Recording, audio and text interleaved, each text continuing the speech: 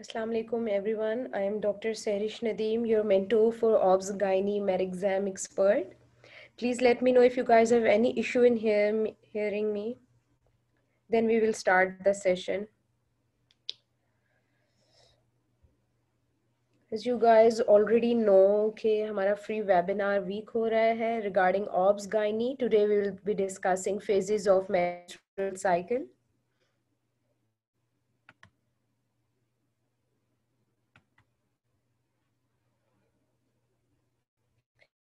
So let's begin with it.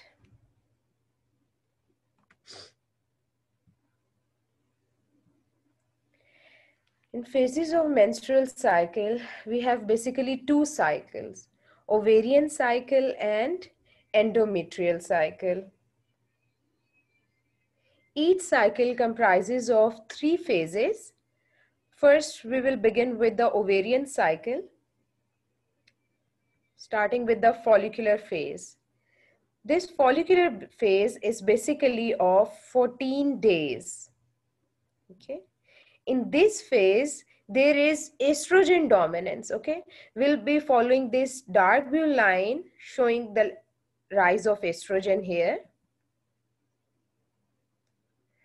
What you guys have to keep in mind is कि follicular phase में estrogen dominance का जो pattern of rise है, that is steady rise.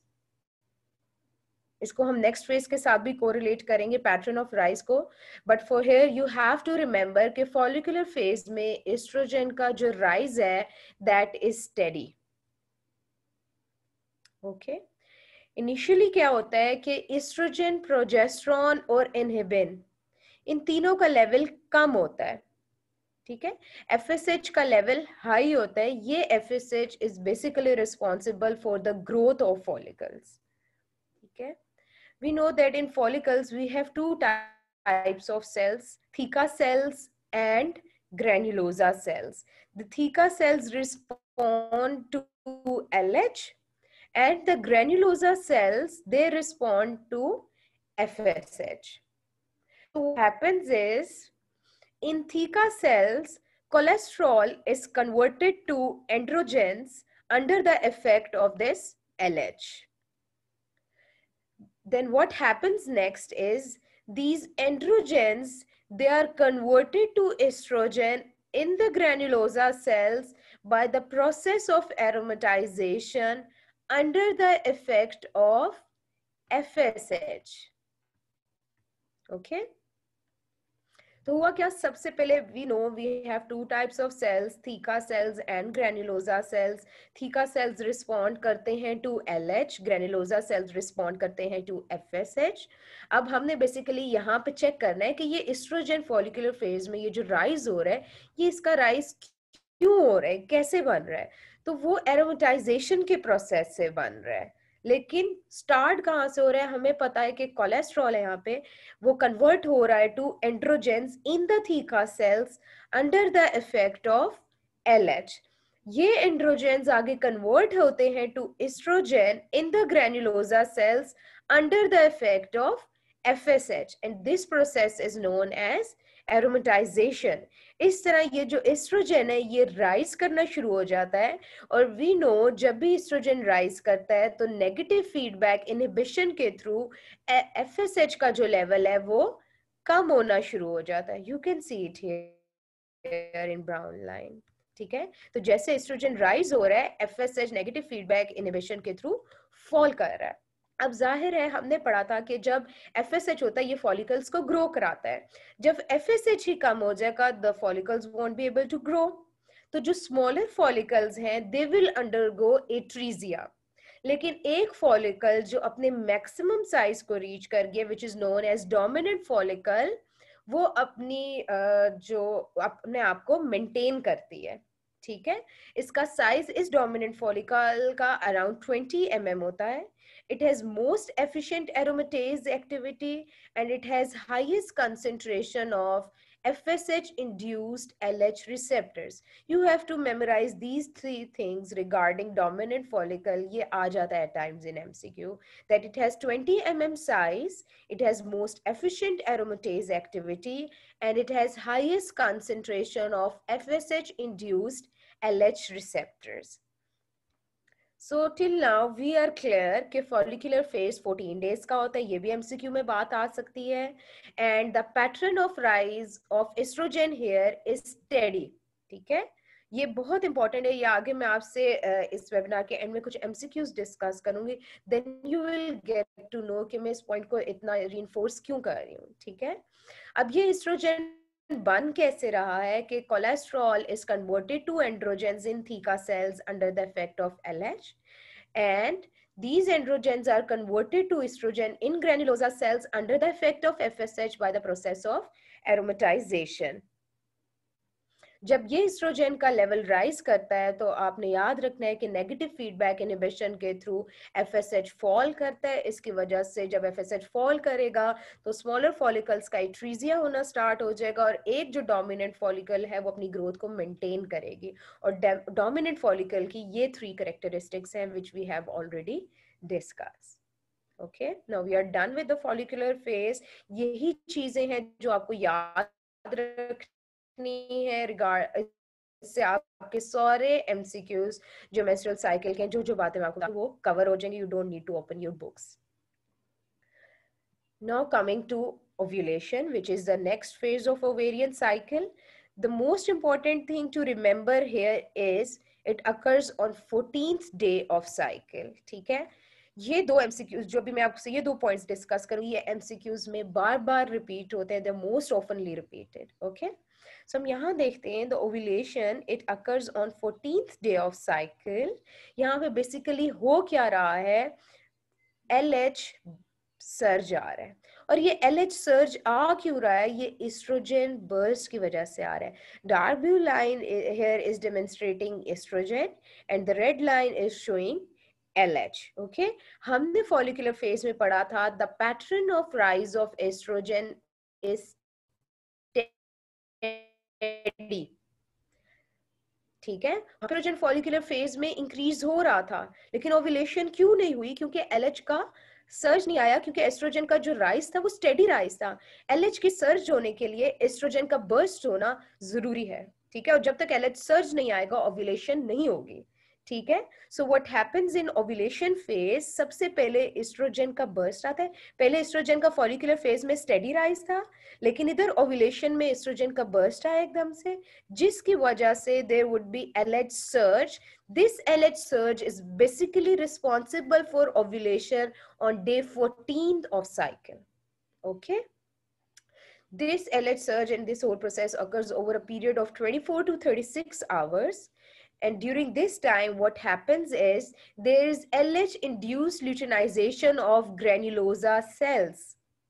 Okay, जो granulosa cells है follicles में, वहाँ पे LH induced luteinization होती है, जिसकी वजह से the level of progesterone it begins to increase. ये light blue line में progesterone show हुआ है. जैसे ही प्रोजेस्टेरोन इंक्रीज करता है, साथ ही the level of androgens also increases. इसीलिए ये वो फेज विंडो है, ये वो फेज है जहाँ पे मैक्सिमम फर्टिलिटी होती है, मैक्सिमम सेक्सुअल एक्टिविटी होती है, because the level of androgen it begins to increase और इट इंक्रीजेस. अब हम कहते हैं कि ओव्यूलेशन हो रही है, तो बेसिकली हो क्या रहा है वहां पे, फिजिकली क्या हो रहा है कि जो फॉलिकुलर वॉल है it begins to break. How it breaks, it breaks down under the effect of FSH, LH, and some proteolytic enzymes which include plasminogen activators and prostaglandins. ठीक हो गया. ओव्यूलेशन कब हुई, डे 14th ऑफ साइकिल पे हुई. और how it happened कि oestrogen burst आया which resulted in LH surge which resulted in ovulation. Okay, and occurred over a period of 24 to 36 hours. And during this time, LH-induced luteinization of granulosa cells results in increase of progesterone. ये progesterone we will study later कि ये कैसे जो endometrium है उसकी secretory activity को ज्यादा करती है ताकि प्रेगनेंसी को मेंटेन कर सके, ठीक है। एंड इसी टाइम में एंड्रोजेंस का लेवल भी इंक्रीज होता है जिसकी वजह से फर्टिलिटी इंक्रीज होती है इस टाइम में। और फिजिकली ओव्यूलेशन कैसे हो रही होती है कि जो फॉलिकुलर वॉल है it breaks down under the effect of FSH, LH, plasminogen activators and prostaglandins. Ovulation से रिलेटेड जो दो एमसीक्यूज मोस्ट कॉमनली रिपीटेड हैं वो ये दो है कि यहाँ पे एलएच सर्ज होता है and it occurs on 14th day of cycle. Okay, now coming to the next phase and the last phase of ovarian cycle, which is the luteal phase. Okay, luteal phase is basically of 14 days. What happens here, corpus luteum की formation होती है। Corpus luteum की formation कैसे होती है कि जब follicular wall break down करती है, oocyte रिलीज हो जाता है, तो हमारे पास कॉर्पस ल्यूटियम बन जाता है जिसकी ऐसे वैक्यूलेटेड अपीयरेंस होती है, यू कैन सी हियर, ठीक है। ये जो कॉर्पस ल्यूटियम है ना, इट अंडरगोज एक्सटेंसिव वैस्कुलराइजेशन, ठीक है। क्यों? ताकि ग्रेन्युलोजा सेल्स को रिच ब्लड सप्लाई मिले और जो हमारे स्टेरॉइड्स हैं, प्रोजेस्टेरॉन जिस तरह हम यहाँ कह रहे हैं कि कॉर्पस ल्यूटियम ने बनाने हैं, वो बनता चला जाए, ठीक है। तो बेसिकली ये जो ल्यूटियल फेज है ना, ये प्रोजेस्टेरॉन डोमिनेंस, या आप लाइट ब्लू लाइन से देख सकते हैं, ये प्रोजेस्टेरॉन डोमिनेंस का फेज है, ठीक है। So basically what happened was कि जब ओव्यूलेशन हुई, जब हमारा oocyte रिलीज हो गया, पीछे कॉर्पस ल्यूटियम रह गया हमारे पास, ये जो वैक्यूलेटेड सी अपीयरेंस है इसकी, इसके अंदर येलो पिगमेंट एक्यूमुलेट हुई भी होती है, ठीक है, इसलिए इसको कॉर्पस ल्यूटियम कहते हैं। ये कॉर्पस ल्यूटियम प्रोजेस्टेरॉन की रिलीज कराता है, इसकी वजह से इस फेज में, ल्यूटियल फेज में प्रोजेस्टेरॉन की डोमिनेंस होती है, ओके। और ये याद रखना है आपने कि कॉर्पस ल्यूटियम जो है इसमें एक्सटेंसिव वैस्कुलराइजेशन होती है ताकि रिच ब्लड सप्लाई हो ग्रैन्युलोजा सेल्स की और स्टेरॉइड्स बनते चले जाएं। लेटर वी विल स्टडी कि कैसे ये प्रोजेस्टेरॉन जो है एंडोमेट्रियम को मेंटेन करता है सिक्रीटरी फेज में ताकि प्रेगनेंसी को सपोर्ट कर सके। अगर तो बीटा एचसीजी नहीं होगा, मतलब फर्टिलाइजेशन नहीं हुई, इम्प्लांटेशन ही, बीटा एचसीजी नहीं बना, तो क्या होगा, ये कॉर्पस ल्यूटियम जो है ये डीजेनरेट करना शुरू हो जाएगा, ल्यूटिलाइसिस होना स्टार्ट हो जाएगा, the corpus luteum will gradually regress and disappear. तो जब कॉर्पस ल्यूटियम ही रिग्रेस हो जाएगा, हमारे पास प्रोजेस्टेरॉन का सोर्स ही चला गया, तो the progesterone will start to fall, okay, its level will start to fall. जब प्रोजेस्टेरॉन ही विथड्रॉ हो जाएगा तो क्या होगा, आपकी जो सिक्रीटरी जो एंडोमेट्रियम है उसको मेंटेन करने के लिए जब प्रोजेस्टेरॉन ही नहीं होगा तो वो शेड ऑफ होना शुरू हो जाएगी। This shedding of endometrium is basically responsible for the onset of menstruation, okay. Let's revise it from here. हमने स्टार्ट किया था, ये हमारी ओवेरियन साइकिल कंप्लीट हुआ है, ठीक है, मेंस्ट्रुअल साइकिल का। इसमें हमने 3 फेजेस पढ़े हैं, फॉलिकुलर फेज पढ़ा है, ओव्यूलेशन पढ़ी है एंड ल्यूटियल फेज पढ़ा है। Follicular phase we studied, it is of 14 days, ठीक है। यहाँ पे एस्ट्रोजन का राइज कैसे होता है, स्टेडी राइज होता है, ठीक है। जब एस्ट्रोजन राइज करता है तो एफएसएच फॉल करता है, okay, we are clear till here. तो जब एफएसएच फॉल करेगा तो क्या होता है हमारे पास कि जो स्मॉलर फॉलिकल्स हैं उनका एट्रीजिया होना स्टार्ट हो जाता है, लेकिन एक जो बिगर फॉलिकल है जिसको हम डोमिनेंट फॉलिकल कहते हैं, जिसका 20 mm साइज होता है और बहुत एफिशिएंट एरोमेटेज एक्टिविटी होती है, maximum number of FSH induced LH receptors होते हैं इनके पास, ये डोमिनेंट फॉलिकल जो है ये अपने आप को मेंटेन करके ग्रो करती है, ठीक हो गया। नेक्स्ट हम आ जाते हैं, उसके बाद यहाँ पे हमने पहले ही पढ़ लिया था कि एस्ट्रोजन का राइज हो रहा है by the process of aromatization, कि कैसे कोलेस्ट्रॉल कन्वर्ट होता है to androgens by LH and then ये एंड्रोजेंस कन्वर्ट होते हैं आगे एस्ट्रोजन में by the effect of FSH, okay, we are clear up till here. Next follicular से हम फेज में एंटर हो जाते हैं ओव्यूलेशन में, ओव्यूलेशन वी स्टडीड के on day 14th of cycle होती है।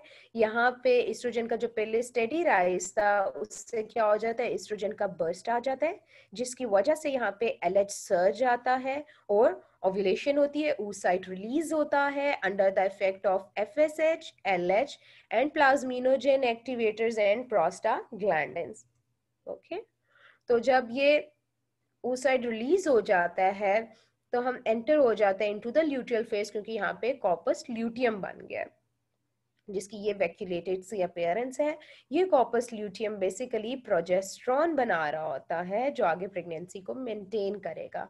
लेकिन अगर प्रेगनेंसी ही नहीं, बीटा HCG नहीं है, ये कॉर्पस ल्यूटियम डीजेनरेट करना शुरू हो जाती है, रिग्रेस करेगी, डिसअपियर हो जाएगी, जिसकी वजह से प्रोजेस्ट्रॉन का लेवल फॉल करना स्टार्ट हो जाएगा। जब ये प्रोजेस्ट्रॉन नहीं होगा तो क्या होगा, एंडोमेट्रियम मेंटेन नहीं रह सकेगी, शेड ऑफ होना स्टार्ट हो जाएगी, which will basically lead to the onset of menstruation. If you guys have any question regarding this ovarian cycle, इसके तीनों phases से related, you can ask and I'll respond at the end. Okay, now we will continue with the endometrial cycle. इसमें भी we have 3 phases. Proliferative phase है हमारे पास, सबसे पहले उसको स्टार्ट करते हैं, उसके बाद हम लोग अपना सिक्रीटरी फेज और मेंस्ट्रुएशन देखेंगे। सो प्रोलिफरेटिव फेज में बेसिकली होता क्या है कि ग्लैंडुलर और स्ट्रोमल ग्रोथ हो रही होती है हमारे पास, ठीक है। ये जो प्रोलिफरेटिव फेज है ना, ये basically under the effect of estrogen हो रहा होता है, ठीक है। अगर हम दोनों साइकिल्स जो है हमारा ओवेरियन साइकिल और एंडोमेट्रियल साइकिल, इसको को रिलेट करें hormones, you basically have to keep this diagram in mind. इसलिए मैंने हर स्लाइड में ये डायग्राम रख कर रीइंफोर्स किया हर चीज, क्योंकि अगर आपको एक ये डायग्राम आपने अपनी मेमोरी में स्टोर कर ली तो आप इससे रिलेटेड हर MCQ सॉल्व कर सकते हैं, हर कॉन्सेप्ट क्लियर होगा आपका, ठीक है। तो यहाँ पे प्रोलिफरेटिव फेज में basically glandular and stromal growth हो रही होती है, ठीक है। जब होता क्या है कि एपिथेलियम जो जिसने एंडोमेट्रियल ग्लैंड्स को लाइन किया हुआ होता है, ये चेंज हो जाती है from simple columnar to pseudostratified columnar with frequent mitosis, ठीक है। इस फ्रीक्वेंट माइटोसिस, इस ग्रोथ ऑफ एपिथेलियम की वजह से क्या होता है कि जो एंडोमेट्रियल थिकनेस जो कि मेंस्ट्रुएशन के वक्त 0.5 mm होती है, वो इंक्रीज कर जाती है to 3.5 to 5 mm at the end of this proliferative phase, ठीक है। यहाँ पे स्टार्ट हुई थी 0.5 mm से, ठीक है, और पहुंचिए कहाँ जाती है 3.5 to 5 mm तक eight the end of this proliferative phase, okay. Next हम आते हैं सिक्रीटरी फेज की तरफ, ठीक है। सिक्रीटरी फेज में बेसिकली होता क्या है, हमने वी हैड स्टडीड अर्लियर कि ये प्रोजेस्टेरोन के इफेक्ट की वजह से हो रहा है। होता क्या है, जो एंडोमेट्रियल ग्लैंड्स हैं यहाँ पे वो टॉर्चुअस होना शुरू हो जाते हैं, स्पाइरल आर्टरीज ग्रो करती हैं, और जो ग्लैंडुलर सेल्स और जो यूटेराइन ल्यूमेन है इसमें फ्लूइड सिक्रीट होना शुरू होता है। हमने बेसिकली सिक्रीटरी एक्टिविटी यहाँ पे एंडोमेट्रियम की बहुत ज्यादा हो जाती है, ग्लैंड्स बहुत टॉर्चुअस हो जाते हैं, आर्टरीज ग्रो करना शुरू हो जाती हैं, स्पाइरल आर्टरीज, यहाँ वेस्कुलरिटी ज्यादा हो जाती है, ठीक हो गई ये बातें, ठीक है।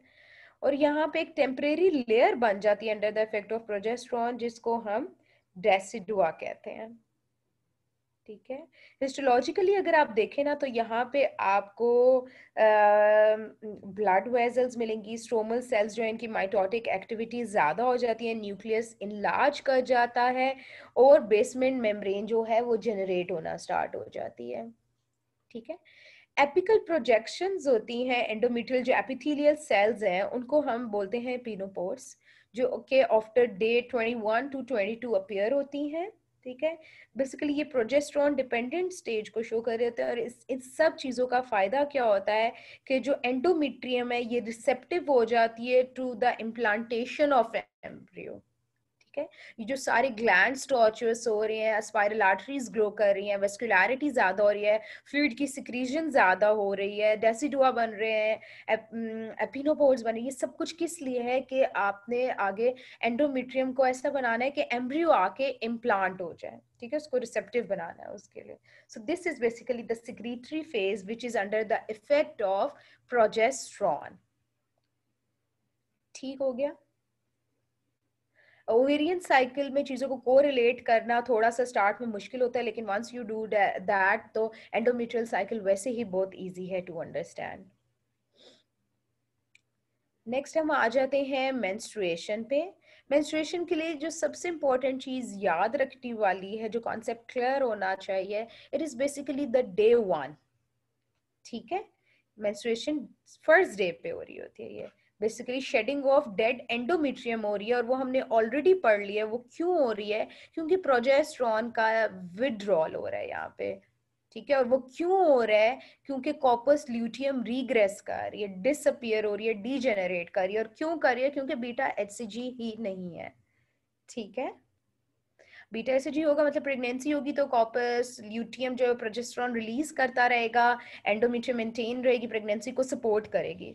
लेकिन जब कॉर्पस ल्यूटियम ही रिग्रेस कर जाएगा, हमारे पास प्रोजेस्टेरॉन का ही विड्रॉल हो जाएगा, तो एंडोमेट्रियम को मेंटेन करने के लिए हमारे पास कोई चीज नहीं है, एंडोमेट्रियम शेड ऑफ होना शुरू हो जाएगी और मेंस्ट्रुएशन स्टार्ट हो जाएगी। ठीक है, ये जो फॉल इन एस्ट्रोजन है और प्रोजेस्टेरॉन है, इसकी वजह से बेसिकली हो क्या रहा है, this loss of tissue fluid, spiral arterioles की वेजो कंस्ट्रिक्शन होती है, एंड डिस्टल इस्कीमिया होता है। ठीक है, इस सब की वजह से एंडोमेट्रियम शेड ऑफ होती है, वेजाइनल ब्लीडिंग स्टार्ट हो जाती है which ceases after 5 to 10 days। ठीक हो गया, we are clear up till here. और इधर एक जो पॉइंट आप याद रख लें वो क्या है कि जो हमारी एंडोमेट्रियम है ना, इसका जो लोअर 25% है उसको हम कहते हैं बेजालिस, स्ट्रेटम बेजालिस होता है। ठीक है, ये थ्रू आउट मेंस्ट्रुएशन रहता है। ठीक है, ड्यूरिंग मेंस्ट्रुएशन इसमें बहुत ही कम चेंजेस होती हैं, जो बेजालिस है उसकी बात कर रहे हैं हम। ठीक है, जो मिड पोर्शन है हमारा बेजालिस से ऊपर, इसको स्ट्रेटम स्पॉन्जियोजम कहते हैं। ठीक है, इसमें एडिमेटोस्ट्रोमा और सॉरी एग्जॉस्टेड ग्लैंड्स वो सब कुछ होता है। ठीक है, जो सुपरफिशियल 25% है ना, वी कॉल इट स्ट्रेटम कॉम्पैक्टम। ठीक है, इसमें प्रोमिनेंट जो हमारे डेसिडुअलाइज्ड स्ट्रोमल सेल्स हैं वो होते हैं। ठीक है, तो ये 3 लेयर्स जो हैं ये आपने याद रखनी है कि बेजालिस थ्रू आउट रहता है और उसमें बिल्कुल थोड़ी बहुत चेंजेस होती हैं, ये बात याद रखने वाली है। आगे हम एक एमसीक्यू डिस्कस करेंगे क्योंकि ये एक बात एमसीक्यू में आ जाती है। ठीक है, so we are clear up till here कि प्रोलिफरेटिव फेज में हमारे पास स्ट्रोमल और ग्लैंडुलर ग्रोथ हो रही थी, एस्ट्रोजन की डोमिनेंस थी यहाँ पे। ठीक हो गया, और थिकनेस एंडोमेट्रियम की ज्यादा होना शुरू हो जाती है, 0.5 mm जो ऑनसेट पे होती है वहां से ये 3.5 to 5 mm पे चली जाती है and the end of proliferative phase. ठीक हो गया, नेक्स्ट हमारे पास सिक्रीटरी फेज आता है जिसमें हमारे पास प्रोजेस्टेरॉन की डोमिनेंस होती है, ग्लैंड टॉर्चुअस हो जाते हैं, स्पाइरल आर्टरीज ग्रो करती हैं, फ्लूइड की सिक्रीजन होना शुरू हो जाती है। ठीक है, उसके बाद हमारे पास एंड में आता है मेंस्ट्रुएशन जिसमें बेसिकली प्रोजेस्टेरॉन का विड्रॉल हो रहा होता है, एंडोमेट्रियम शेड ऑफ हो रही होती है और ऑनसेट ऑफ ब्लीडिंग होती है जो कि 5 to 10 days बाद सीज कर जाती है। Okay. Now we'll be discussing a few MCQs जो कि commonly repeated है। Basically ये इसलिए ऐड किए हैं ताकि मैं आपसे 2-3 strategies डिस्कस कर लूँ MCQ सॉल्व करने के लिए, like I had done in the previous session। उसमें हम स्टार्ट करते हैं पहले इस MCQ से। यस, मीनोपॉज से रिलेटेड ना आपने कुछ बातें याद रखनी है। ठीक है, what you have to remember is कि मीनोपॉज में एस्ट्रोजन का जो लेवल है वो फॉल करता है। ठीक है, and the level of FSH increases along with the level of LH। ठीक है, तो एस्ट्रोजन फॉल कर रहा है और एफएसएच और एलएच जो है वो राइज कर रहा है। अब इसके साथ आई टेल यू कि आप एक तरह क्या स्ट्रेटजी यूज कर सकते हैं एमसीक्यू सॉल्व करने की। एक चीज है कि हम इनकरेक्ट ऑप्शंस को क्रॉस करते जाएं, ठीक है, so that we are only left with the one correct option, ठीक है। Like we can see here कि हमने कहा है एफएसएच का लेवल और एलएच का लेवल राइज करता है। यहाँ पे है the level of FSH falls which is incorrect, the level of LH falls incorrect. और हमने पढ़ा है कि ईस्ट्रोजन का लेवल जो है वो कम होता है। Here they are saying estrogen का लेवल राइज होता है which is incorrect, and estrogen के साथ प्रोजेस्टेरोन का लेवल भी फॉल करता है and they're saying it increases, so that is incorrect. So हमने सारे incorrect options को मार्क करके we are only left with the correct option which is plasma prolactin rises. ठीक है, सो एक ये स्ट्रेटजी होती है रूल आउट करने वाली कि इनकरेक्ट ऑप्शंस को आप रूल आउट करते जाओ तो आपको एंड में एक करेक्ट ऑप्शन रह जाता है। ये सीपीएसपी जो है ना इस एमसीक्यू को दो तरह से देती है, एक तो यही है तरीका, दूसरा वो क्या करते हैं कि तीनों ऑप्शंस एक ही उसमें देते हैं, तीनों चीजें जो है एक ही ऑप्शन में देते हैं, ठीक है। तो आपने ये बस तीनों पैटर्न याद रखने हैं तो you can easily solve this MCQ and this is most frequently repeated MCQ. जो मैंने पांचों ऐड किए हैं उनमें से ये और एक और I will tell you later वो सबसे ज्यादा रिपीट होता है, ठीक है। एक ये बात हो गई। अच्छा, दूसरी बात जो इम्पोर्टेंट है याद रखने वाली वो ये है कि सीपीएसपी के पूल में बहुत सारे ऐसे क्वेश्चंस हैं जिनके ऑप्शंस में आपको दो या इवन एट टाइम्स तीन भी ऑप्शंस करेक्ट मिलेंगे एमसीक्यूज में, ठीक है। तो उसमें करना ये होता है कि जो सबसे इम्पोर्टेंट मोस्ट पॉइंट है रिगार्डिंग दैट क्वेश्चन आपने उसको चूज करना होता है। जब आपके मेंटोर्स जो लोग ये सेशन ज्वाइन करेंगे जिन्होंने किया हुआ है वो को पता होगा कि जब आप लोग वो एमसीक्यूज हम लोग डिस्कस करते हैं फ्रीक्वेंटली तो आपको बताते हैं कि आपने यही ऑप्शन वहां जाके सिलेक्ट करनी है, वरना एंड तक कंफ्यूजन नहीं रहती है जब आप एमसीक्यू बुक से सॉल्व कर रहे होते हो, ठीक है। तो इसका ये भी एक फ्रीक्वेंटली रिपीटेड एमसीक्यू है। इसमें आपने याद रखना है, मैंने आपको बताया था जब ओव्यूलेशन का हम पढ़ भी रहे थे कि आपने इसमें दो इंपॉर्टेंट बातें याद रखनी है। एक तो ये कि ये 14th डे ऑफ साइकिल पे होता है और दूसरा ये कि यहाँ पे एलएच सर्ज आता है। अगर आपको ओव्यूलेशन से रिलेटेड एमसीक्यू में एलएच सर्ज की ऑप्शन मिल गई है, बस आपने और किसी चीज को क्लिक नहीं करना, you have to go with this option LH surge या एलएच पीक, फिर आपने और किसी चीज को ज्यादा इंपॉर्टेंस नहीं देनी है, ठीक है। और जब आप कर रहे होगे एमसीक्यू सॉल्व, हमारे साथ भी आपके मॉक टेस्ट लेंगे और बाकी सब जो टेलीग्राम पे डिस्कशंस हो रही होती हैं उसमें हम आपको साथ साथ ये जितनी एम्बिग्विटीज हैं रिगार्डिंग सच एमसीक्यूज वो क्लियर करते जाएंगे कि आपने कौन सी ऑप्शन को सिलेक्ट करना है, ठीक है। तो ओव्यूलेशन से related I have told you कि आपने यही ऑप्शन जो है वो सिलेक्ट करनी है, एलएचपी या एलएच सर्ज आपको मिल जाए, ठीक है, या डे 14th ऑफ साइकिल मिल जाए, वो सेकेंड मोस्ट। नेक्स्ट एमसीक्यू पे आते हैं। अच्छा, this one is from Asim and Shoaib. Like I had told you guys earlier as well कि आसिम एंड शुएब से बहुत बड़ा पूल आता है, इसमें के एमसीक्यूज बहुत फ्रीक्वेंटली रिपीट हो रहे हैं और बिल्कुल ऑलमोस्ट 99% ये एरर फ्री बुक है। लेकिन ये एक एमसीक्यू आसिम शुएब का है जिसमें एक गलती है जो आपने करेक्ट करनी है। इसके अलावा 4 से 5 और एमसीक्यूज हैं जिनका हम आपको इराटा दे देंगे, ठीक है। अच्छा, it says that approximately 2 days before ovulation, the rate of secretion of LH by anterior pituitary rises by 1 to 5 fold, 2 to 4, 2 to 6, 4 to 8 and 6 to 10। बहुत सारी एमसीक्यूज बुक्स में आपको ये दो ऑप्शंस जगह जगह मिलेंगे, ठीक है, लेकिन the correct option is 6 to 10 fold, ठीक है, आपने इसको टिक करना है। Okay, so approximately 2 days before ovulation, the rate of secretion of LH by anterior pituitary rises by 6 to 10 fold। ये आप लोग मार्क कर लें, जो आगे आसिम शुएब गायनी के स्टूडेंट्स करेंगे उसके लिए you have to remember this.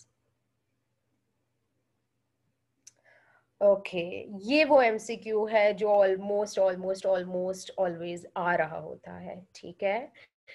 बहुत इजी है इसको सॉल्व करना अगर आपको पता है कि कैसे करना है। If a female has menstrual cycle of 35 days, ovulation will occur at what day, ठीक है।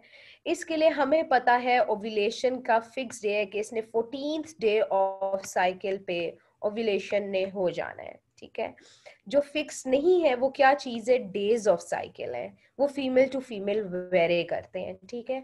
बस जितने भी डेज ऑफ साइकिल उन्होंने आपको दे दिए हैं उसको आपने उसमें से आपने 14 डेज माइनस कर देने हैं ओव्यूलेशन वाले, ठीक है। So here 35 minus 14 will be 21, so 21st day of cycle पे ओव्यूलेशन होगी इस फीमेल में, ठीक हो गया। इसी तरह सपोज करें अगर आपको ये 36 दे देते डेज का है साइकिल, तो ओव्यूलेशन कब होगी, तो वो 22nd डे पे हो जाएगी। बस आपने बेसिकली जो 14 डेज है ओव्यूलेशन के, 14 डे पे क्योंकि ओव्यूलेशन होती है, वो आपने माइनस कर देने जितने भी डेज ऑफ साइकिल उन्होंने आपको दिए हुए हैं, ठीक है। ये बहुत ईजी है और ये बहुत ज्यादा रिपीट होता है, आपको ये पता है, तो ये बेसिकली फ्री के मार्क्स हैं, इतना ईजी है। Coming to next one. In normal menstrual cycle, mitosis doesn't occur. अच्छा, इसको मैंने इसलिए ऐड किया हुआ है कि एट टाइम्स ऐसा होता है, आप जब आप लोग, क्योंकि जो हमारे साथ भी स्टूडेंट्स प्रैक्टिस कर रहे होते हैं, हम उनको इस तरह बना कर देते हैं कि 2 to 3 टाइम्स आपके स्केड्यूल में कि आप वो चीज़ें रिवाइज कर लो अपने MCQs, ठीक है। तो जब आप इतने फ्रीक्वेंटली रिवाइज करते हो, जिस तरह मैं अपने स्टूडेंट्स को बताती हूँ कि आप लाइन्स या पर्ल्स की फॉर्म में MCQs लिख लो, तो जब वो वैसे लिखते हैं और इतना उनको माइंड में वो क्रैम हो जाता है सब कुछ, कि जब वो एग्जाम में पेपर सॉल्व कर रहे होते हैं तो वो बस पढ़ते हैं कि अच्छा हाँ ये लाइन थी, नहीं ये MCQ हमने सॉल्व किया, और वो बस ऑप्शन को टिक कर देते हैं। You don't have to do that please. आपने पूरी स्टेटमेंट पढ़नी है और एक ही बार पढ़नी है, टाइम वेस्ट नहीं करना, एक ही बार उसको ध्यान से पढ़ना है, ऑप्शन सारे ध्यान से पढ़ने। एक करेक्ट ऑप्शन आपको मिल भी गया कि ये हाँ ये मुझे याद है यही है इसका, फिर भी आपने बाकी ऑप्शंस पढ़ने हैं। CPSP एट टाइम्स क्या करती है, कॉन्सेप्ट वही होता है लेकिन वो अपनी स्टेटमेंट हल्की सी चेंज कर देती है, जिसकी वजह से वो ऑप्शन डिफरेंट बन जाता है, ठीक है। तो आपने बहुत ध्यान से वो MCQ पढ़ना है, स्टेटमेंट ऑप्शन सारी पढ़नी है, and then you have to go with the correct option, ठीक है। ऐसा नहीं करना कि बस सुपरफिशियल जल्दी से स्टेटमेंट पढ़ी और बस एड्रेनलिन रश और खुशी में कि हाँ ये तो वही MCQ है और बस टिक कर दिया, नहीं, ठीक है। ये स्टूडेंट्स गलती करते हैं और आप लोगों ने नहीं करनी। सारे ऑप्शंस पढ़ने हैं, स्टेटमेंट को ध्यान से पढ़ना है, फिर करेक्ट ऑप्शन मार्क करना है, ठीक है। So normal menstrual cycle में mitosis doesn't occur in menstruating endometrium. Wrong. Endometrium regenerates from the basal layer. Proliferating changes in endometrium are caused by estrogen and progesterone, which is wrong. It is caused by estrogen. Basal vacuolation is a late sign of ovulation. No. Endometrial cystic hyperplasia is a sign of ovulation. No. I had told you that endometrium regenerates from the basal layer. ठीक है। So you have to go with this option, चाहे जितने मर्जी लंबे option भी हैं आपके MCQ के, you have to read them thoroughly. Okay, so ये वो 5 MCQ से जो आई हैड एडेड। इसके बाद हम कुछ स्टेटमेंट की फॉर्म्स में, जिस तरह मैं आपको बताती हूँ कि स्टेटमेंट की फॉर्म में अपने पास MCQs लिख लें ताकि आप मिनिमम टाइम में मैक्सिमम MCQs रिवाइज कर लें, ठीक है। That's for revision, okay.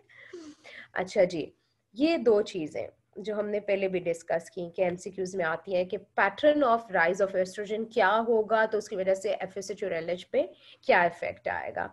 Steady rise of oestrogen जब हो रहा है, जो हमने पढ़ा था उधर फॉलिकुलर फेज में, वो इनहिबिट करता है FSH और LH को, जो नेगेटिव फीडबैक इनहिबिशन के थ्रू हमने पढ़ा था। लेकिन जब नेक्स्ट में हमने पढ़ा था कि जब बर्स्ट ऑफ ईस्ट्रोजन आता है ओव्यूलेशन में, तो वो स्टिमुलेट करता है FSH और LH को, क्योंकि हमने पढ़ा था ईस्ट्रोजन बर्स्ट की वजह से LH सर्ज हो रहा था, ठीक है। ये दो पॉइंट्स आपने याद रखने हैं। Next one is lactational amenorrhea is due to GnRH inhibition. Very important MCQ. इसमें at times CPSP दो options आपको देती है, दोनों correct होते हैं, जिस तरह मैंने आपको पहले भी बताया था, at times 2-3 options correct हो सकते हैं। उसमें एक होता है कि प्रोलैक्टिन का लेवल राइज करता है, ठीक है। तो आपने याद रखना है, अगर आपको इस MCQ में, जो कि मोस्टली वो दोनों ऑप्शंस इकट्ठे ही देते हैं, ठीक है, तो आपने प्रोलैक्टिन को मार्क करना है या GnRH को मार्क करना है। You have to mark GnRH inhibition, ठीक है। अगर GnRH इनहिबिशन नहीं ऑप्शन में, then you have to mark raise level of prolactin. So lactational amenorrhea is basically due to GnRH inhibition. हो वो इसी वजह से ये प्रोलैक्टिन का लेवल राइज कर रहा है, लेकिन the most important point here is GnRH inhibition. Next one is in mid luteal phase we have studied कि एस्ट्रोजन और प्रोजेस्टेरॉन इंक्रीज करती है. हमें पता है कॉर्पस ल्यूटियम जो है वो प्रोजेस्टेरॉन बनाती है. मीनोपॉज का हमने पहले एमसीक्यू डिस्कस कर लिया था कि एफएसएच एलएच हाई होता है और एस्ट्रोजन लो होता है. उस साइड सराउंडेड बाय, हाँ ये राबी अली का एमसीक्यू है, ये भी आ जाता है, बहुत सिंपल है लेकिन आ जाता है. उस side surrounded by flat epithelial cell is known as primordial follicle.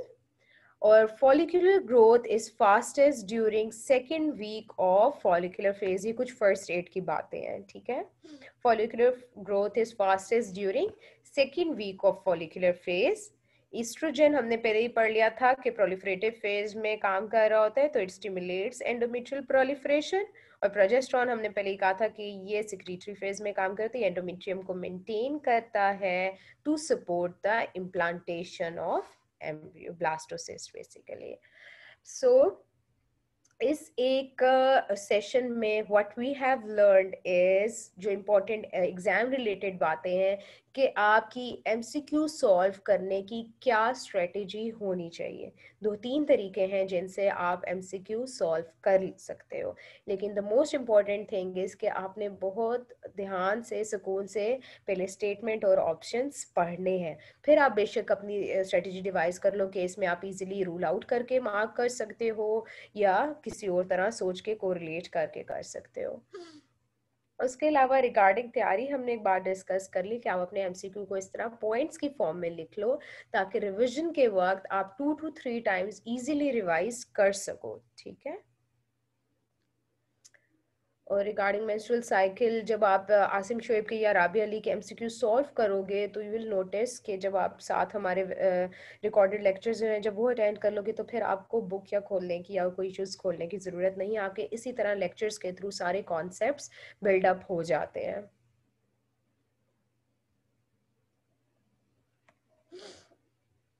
सो अगस्त 2021 वाला जो बैच है ये हमारा सेशन स्टार्ट हो रहा है 1 मई से. Medicine, surgery, radiology and obs gynae के लिए द पेमेंट इज 9500 और ENT, आई एंड डेंटिस्ट्री के लिए it is 10,500. As we had told earlier that duration of course will be 3 months. बहुत कम सीट्स रह गई हैं. अब you guys can still register.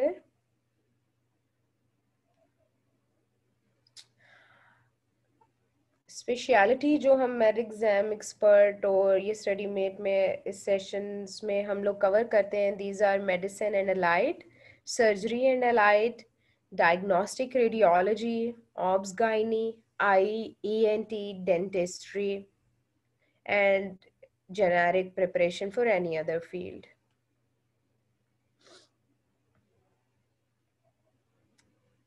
Course format जो हम फ्रीक्वेंटली रिपीट करते हैं, it includes the discussion of basic topics tested in FCPS 1 exam.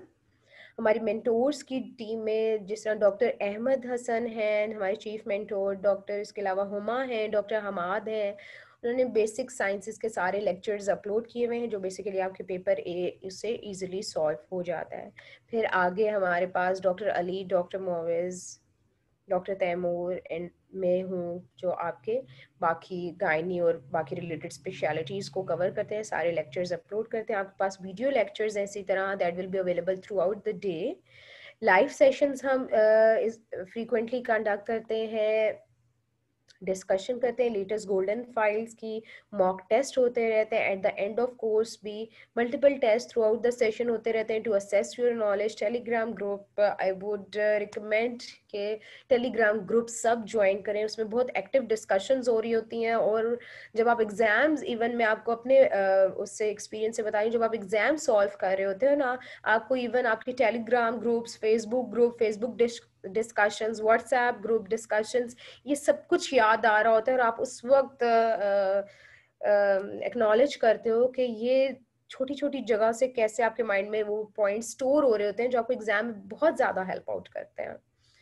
हमारे प्राइवेट फेसबुक स्टडी ग्रुप्स हैं, आपके उसके पास भी एक्सेस होगी। एमसीक्यू की प्रैक्टिस करते रहते हैं, 1-to-1 एक्सेस होती है मेंटोर्स में। स्पेशली अगर किसी को ये मसला आ रहा है, जिस तरह स्टूडेंट्स आते हैं कि वो स्केड्यूल के साथ कोई मसला हो गया, कोई भी प्रॉब्लम हो सकती है किसी को पर्सनल या कोई भी, जिसकी वजह से वो स्केड्यूल के साथ स्टिक नहीं कर सके और अब लैग कर रहे हैं, तो उनको फिर हम साथ साथ चलाने के लिए नया उनका स्केड्यूल डिवाइस कर देते हैं या बता देते हैं कि किस तरह आप इसको आगे लेकर चलोगे पिछली चीजें कवर करने के साथ साथ। So that's not an issue, वो आप इजीली कर लेते हो। कुछ लास्ट टाइम हमारे पास ऐसे हुआ था, स्टूडेंट्स ने लेट ज्वाइन किया था। आई स्टिल रिमेंबर, मेरे भी कुछ जूनियर्स थे जिन्होंने आफ्टर 1 मंथ ज्वाइन किया था, लेकिन फिर हमने उनको स्केड्यूल बना के उन्होंने उसको कवर अप कर लिया था इजीली, ठीक है। लेकिन आई वुड स्टिल से कि 3 मंथ्स मिनिमम आपके पास इन हैंड होने चाहिए, but if you still have 2 months, तो हमने जिस तरह पहले भी स्टूडेंट्स को करवाया था, अल्हम्दुलिल्लाह they cleared the exam, so it's still possible, ठीक है। Chief mentors, like I have already told, is chief mentor is Dr. Ahmad Hassan, mentor mein Dr. Hamad, Dr. Huma, Dr. Serish, myself, then Dr. Ali, Dr. Muawiz, and Dr. Taimur hai. Social media coordinator mein we have Dr. Akib, Dr. Rimsha, Dr. Sara, and Dr. Rehan.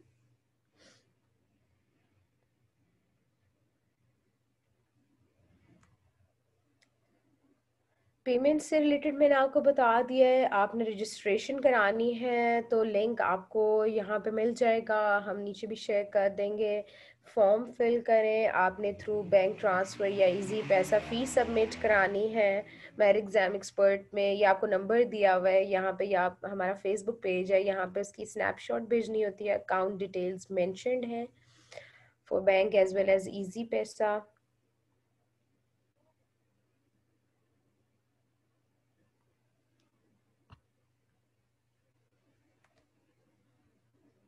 Thank you so much guys, I hope ये session fruitful होगा आप लोगों के लिए। Now let me see the questions if you guys have any.